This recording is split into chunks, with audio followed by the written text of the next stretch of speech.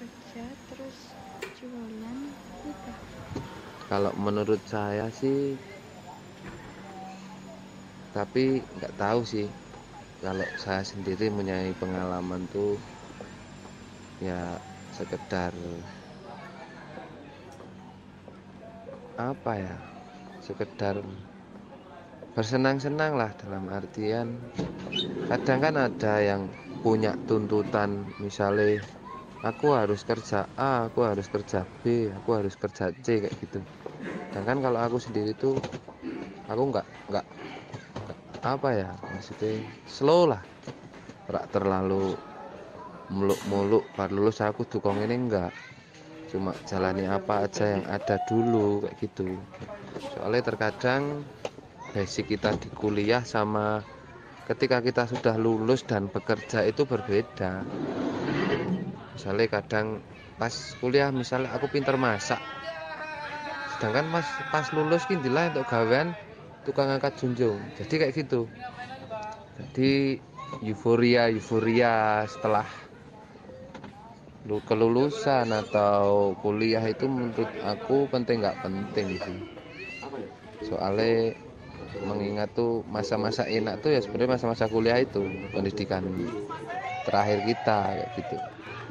Tapi ketika kamu sudah lulus atau keluar dari kampus tersebut, kamu bakal menjadi rakyat jelata. Bahkan kamu tahu sendiri, posisi tertinggi dalam masyarakat, pendidikan tertinggi dalam masyarakat adalah mahasiswa. Tapi setelah kamu lulus, kamu hanya cuma jadi masyarakat, bukan mahasiswa lagi, kayak gitu sih. Yo cuma sekedar saran, kalau setelah lulus mau apa gitu ya jalani apa aja ada yang dulu. Jalani sing ono sik lah, sing ono sik ki opo teko dilakoni, kayak gitu. Soalnya seringkali jurusan yang kita ambil selalu bertentangan dengan pekerjaan kita. Wis aku jamin banyak peluang tapi beda fisik, kayak gitu. Yang saya lakuin pas habis lulus itu nikah. Yang saya habis lakuin itu habis lulus kuliah nikah, karena ya namanya saya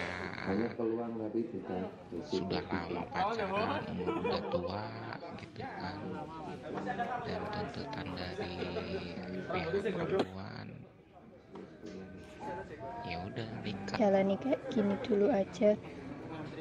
Terus mungkin lebih tepatnya disebut angan kali ya, hal yang pengen aku lakukan tapi belum tahu kapan. Itu aku pengen upgrade skill aku, kayak yang aku pengen kayak les public speaking gitu dulu. Aku tuh kalau ngomong di depan umum tuh kurang banget. Nah itu kan public speaking dibutuhin di dunia kerja kan. Aku pengen itu mengasah skill public speaking aku. Terus kayak aku pengen kayak kursus desain gitu, soalnya kan itu juga penting. Terus kayak skill-skill yang kayak gitu. Nah aku pengen upgrade diri aku ke arah itu dulu. Rencana untuk kerja belum ada sih, masih nunggu ini ibuku ini dulu baru bisa daftar. Setelah wisuda perlu mempersiapkan beberapa hal agar lebih siap dalam memasuki dunia kerja. Dan mesti ya bar kuliah ya banyak waktu luang, kayak aku ini di sini tidak punya relasi, ya sedikit relasinya sedikit lah. Aku bakal nyajal golek kursus yang tidak bisa didapat ketika waktu perkuliahan. Toyota kursus bahasa asing saliyane bahasa Inggris, kursus desain atau gambar Corel, kursus nyetir bis, nyetir truk, pokoknya kursus sing sok ben aku moto. Ya bar iki mood, bar lulus iki mood, aku bakal melu pelatihan atau kursus dan sertifikasi yang sesuai passionku sing tak lakoni insyaallah. Iya perlu gawe mempercantik CV to, dan gawe pengakuan resmi atas diriku sendiri to, self reward, menghargai diri sendiri. Dan satu kunci agar bisa dapat pekerjaan setelah lulus kuliah ki ya rekomendasi saka kanca, saka kerabat sing wis kerja, ya wong jero. Soale kowe wis gak dikelilingi karo kanca-kanca kuliahmu sing wis do lulus, wis do balik nang kampungnya masing-masing. Saatnya ini kamu memperluas koneksi dan membangun relasi yang luas dengan orang-orang yang anyar. Ya coba beat kowe teko nang berbagai event coaching klinik ngono. Bakal nemoni wong-wong sing macem-macem saka latar belakang karo kerjane. Bisa cerita ngono. Mergo nek kowe lulusan anyar ya modelmu ya mung koneksi kuat. Duwe koneksi ning bidang pekerjaan sing mbok minati iso dadi dalan sing paling apik gawe kowe golek kerja. Yang tak lakuin habis lulus kuliah, habis wisuda tuh jangan sampai diam, terus bergerak.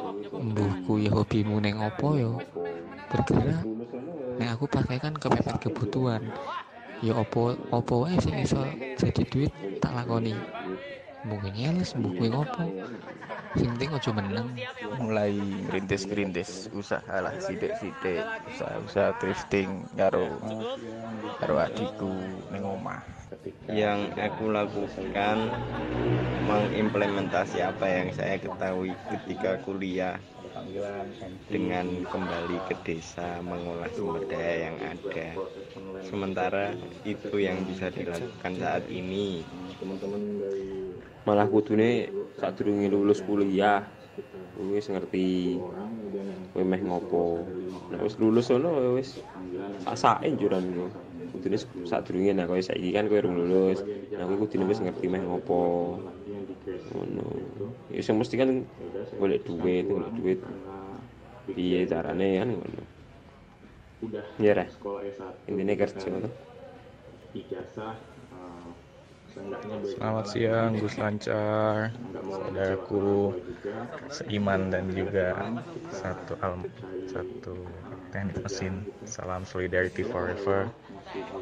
Ya, jadi pengalaman ya tentang setelah lulus kuliah. Pertama dulu sih sebelum wisuda ada idealis nggak pengen kerja sama orang gitu kan.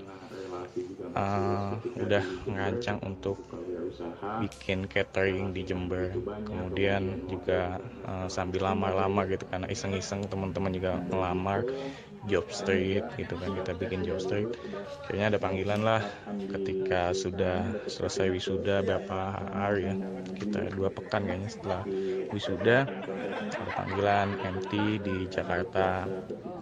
Itu udah lewati beberapa proses online lah seperti assessment, kemudian teman-teman dari jurusan juga dulu seangkatan banyak yang lamar, sekitar 10 orang, kemudian yang tembus lolos ada 5 orang.